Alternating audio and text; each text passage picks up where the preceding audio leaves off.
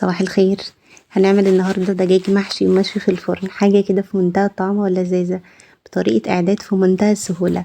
اعرفكم ازاي تعملوا تتبيله حلوه قوي للفراخ وطريقه التسويه الصحيحه، وازاي الرز يطلع معاكم مفلفل مش معجن او مش مستوي.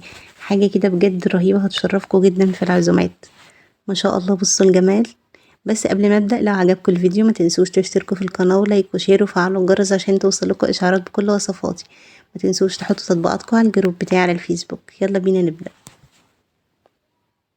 اول حاجه هنبتدي بيها خلطه الرز بتاعتنا اللي هنحشي بيها الفرخه.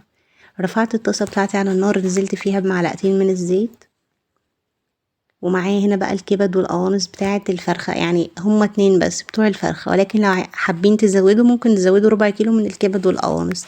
قطعتهم صغنن خالص كده زي ما انتم شايفين، ونزلت بيهم واديت لهم صدمه مع تقليبه كده سريعه على نار عاليه. بعدين نزلت بفصين مقطعين صغنن كده، فصين متقطعين صغنن من الثوم.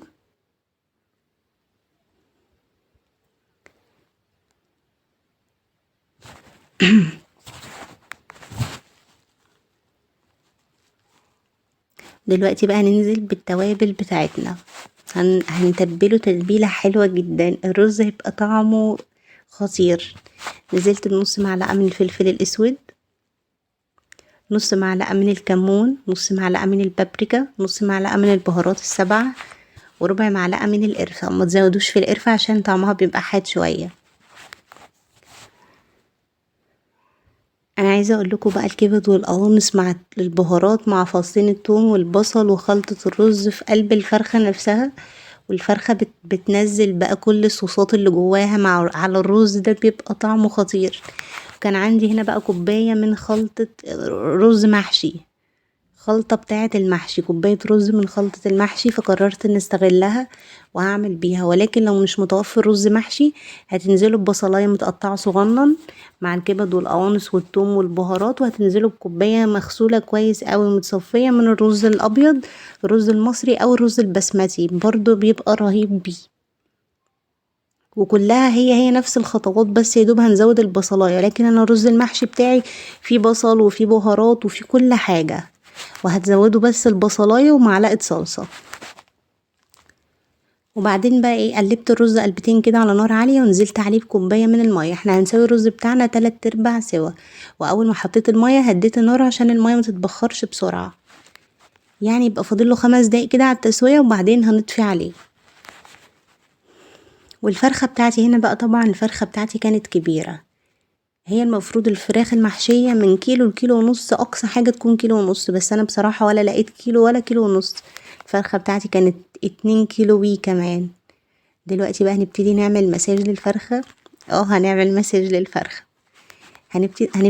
هنتبل الفرخة بتاعتنا بالفلفل الاسود والكمون تحت الجلد وجوه البطن، ومن كل حتة هنتبلها، وهنبدأ نعمل لها مساج كده في كل حتة فيها عشان تشرب من التتبيله كويس. طبعا الفرخه دي انا غسلتها ونضفتها كويس قوي، حطيتها في محلول النقع بتاعي، الليمون والخل والملح الابيض والطحينه، سبتها في محلول النقع 5 دقايق، وبعدين غسلتها بالميه ونشفتها كويس قوي عشان التتبيله تلزق عليها. وعملت لها فراغات كده من تحت الجلد، ما بين الصدر وما بين تحت الجلد، فرغتها بايدي بس بشويش شويه، اتعاملوا معاها بشويش شويه عشان الجلد ما يتقطعش منكم، لحد الزور. فتحتها لحد الزور زي الحمام بالظبط. وهنا الرز بتاعي بقى كان استوى، هو لسه سخن كده، ما استنيتش عليه حتى لما برد. وبعدين بقى ابتديت احشي البطن. بصوا انا مفرغاها ازاي، فرغتها كويس قوي، بس تعاملوا معاها بشويش شويه عشان ما تتقطعش معاكم. وبنحشي البطن بنملاها على اخرها، دي مش زي الحمام مش بتطق ولا اي حاجه. حشيت البطن ومليتها على اخرها، وبعدين بقى نبدا نحشي تحت الجلد ما بين الصدر وما بين الجلد بالشكل اللي انتوا شايفينه ده. بس تحت الجلد احنا مش بنحشي كتير قوي،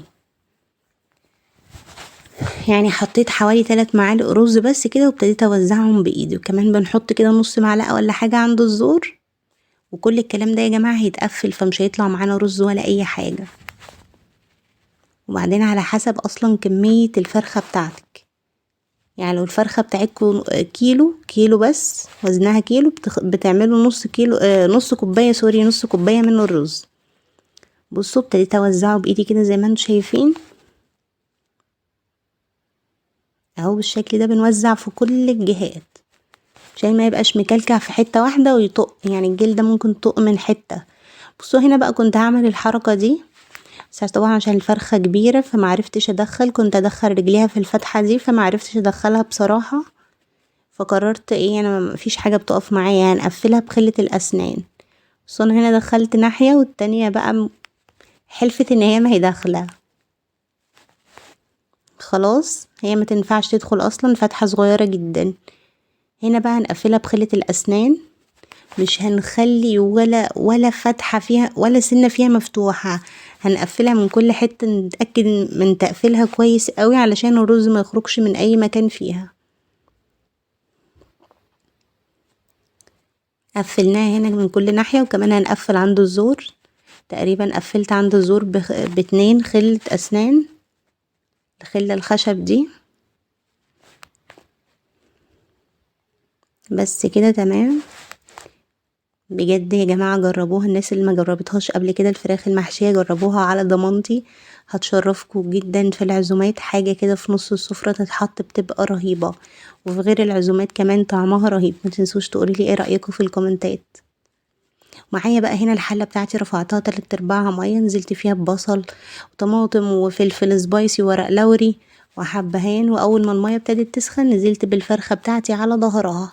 انتبهوا معايا جدا قوي بقى في طريقة التسوية دي، مهمة قوي ركزوا فيها. بصوا بقى انا اول ما المية سخنت نزلت بالفرخة بتاعتي، اول 5 دقايق بتحسبوها كده على الموبايل، اول 5 دقايق على نار عالية، وبعدين بنحط الملح وبنسيبها بقى تستوي براحتها على نار هادية لمدة ربع ساعة. انا الفرخة بتاعتي خدت تلت ساعة تسوية طبعا عشان الفرخة بتاعتي حجمها كبير جدا، ولكن لو الفرخة بتاعتكم كيلو اول 5 دقايق على نار عالية، وبعدين اخر 10 دقايق من 12 دقيقة لو الفرخة صغيرة على نار هادية جدا. تاني اول 5 دقايق على نار عالية، دي مش طبعا بنعلي عليها النار زي الفراخ العادية خالص عشان الصدر بتاع الفرخة ده ممكن يطق ويفرقع والرز يطلع يبهدل لنا الدنيا. اول 5 دقايق على نار عالية، وبعدين باقي المدة على نار هادية جدا، على نار هادية قوي بقى، وسيبوها تستوي براحتها. بجد طريقة تحضيرها سهلة جدا، ما خدتش مني وقت اطلاقا، ولا حسيت حتى ان انا عملت حاجة. تمام، وبنسيبها لحد ما تستوي بقى، وبنخرجها بشويش خالص في الصينية اللي هندخلها الفرن. انا بفضل طريقة التسوية دي عن طريقة تسوية الفرن بقى، ونحطها في كيس حراري، ورق زبدة، ورق فويل، وهيصة. لا الطريقة دي حلوة جدا ممتازة. ودي بقى الخلطة اللي هنحشي بيها الفرخة بتاعتنا. انا نزلت ب3 معالق من الصلصة، عليهم رشة من القرفة ورشة من الفلفل الاسود، وقلبتهم كده بالشوكة، وهنبدأ بقى ايه، وبالمناسبة حطيت عليهم كمان معلقتين من المية، وهنبدأ ندهنها بالفرشة. وهنا بقى ايه انا عرفت ازاي واتأكدت ان الفرخة بتاعتي استوت، هنا من عند الورك بتلاقوا الجلدة فصلت والعضمية بتاعة الورك ظهرت.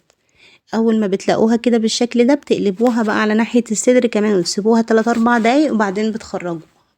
ودلوقتي بقى دهنتها الدهان الجميل بتاعي ده، سهل جدا وبسيط جدا وبيديها لون تحفة. ودلوقتي بقى انا شغلت الفرن يدوب سخن، وطفيت الارضية بتاعة الفرن قبل ما احط الفرخة. الفرن شغلته 3-4 دقايق سخن، وطفيت الارضية قبل ما احط الفرخة، هي مستوية، احنا مش محتاجين ان احنا نشغل الارضية. وبعدين شغلت الشواية اول ما دخلت الفرخة، شغلت الشواية وقفلت الارضية، ابتدت ان وبفضل قدام الفرن تهدوا الشوايه عشان ما تتلسعش منكم بسرعه. ابتدت ان هي تاخد لون، واقلبها خدت لون من كل الجهات، قلبتها على ظهرها وعلى بطنها وعلى الجناب، خدت لون من كل الجهات.